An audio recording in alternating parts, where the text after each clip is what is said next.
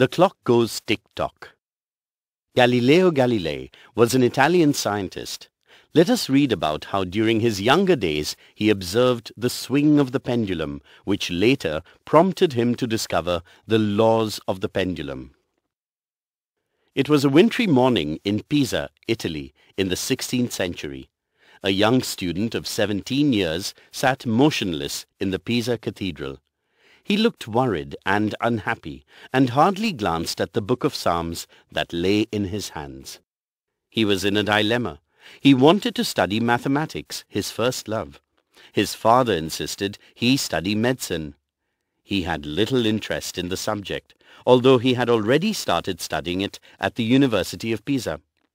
His father was, indeed, difficult to disobey.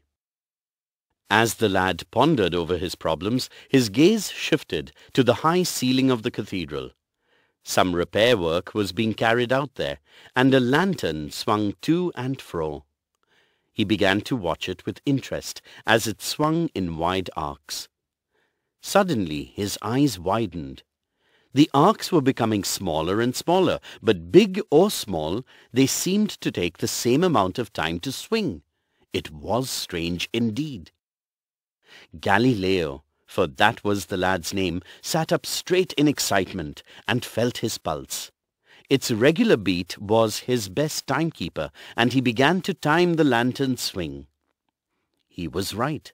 The lantern always required the same amount of time to complete a swing, no matter how long the range of its swing. Galileo did things thoroughly. He ran home in excitement to try out his own experiments. He fixed one end of a string to a branch of a big tree in his garden. He hung an iron weight from its other end. He now pulled the string back and released it. Galileo thought hard. His experiment confirmed that the time taken for one swing remained the same, regardless of the weight attached. However, the pendulum. This early experiment made him realize later that the pendulum, which was a weight fixed to a rod or cord, could be used to regulate the movements of a clock once it was put in motion. After all, it had the astonishingly useful habit of swinging to and fro at the same speed, according to its length. However, 7 decades passed before a Dutch scientist, Christian Huygens, adopted Galileo's idea to build the first pendulum clock with a regulating movement. Galileo's remarkable discovery ushered in the era of accurate timekeeping. However, the first mechanical clocks had already appeared a few centuries earlier. Although it is difficult to say exactly when, water clocks with moving parts were in use in China 500 years before. Around the 13th century AD, the first mechanical clocks appeared in monasteries in Europe and were operated by monks. They were enormous structures, often weighing 7 tons, and were made by unknown ironsmiths. These early contraptions did not have hands or a dial. They did not even strike the hour. They were used to alert somebody or to toll a bell that called monks to prayer. Their movements were simple and noisy, driven as they were by weights and wheels. Called turret clocks, these first clocks were nearly always placed on church or bell towers, so that everybody could see or at least hear them in the town. They were not of much use when they were out of sight or earshot for those people who wanted to move about and still know the time. However, despite their crude working, they managed to work for many years, although they did not always tell the correct time. The word clock, or clock, as it was called in Middle English, goes back to this time.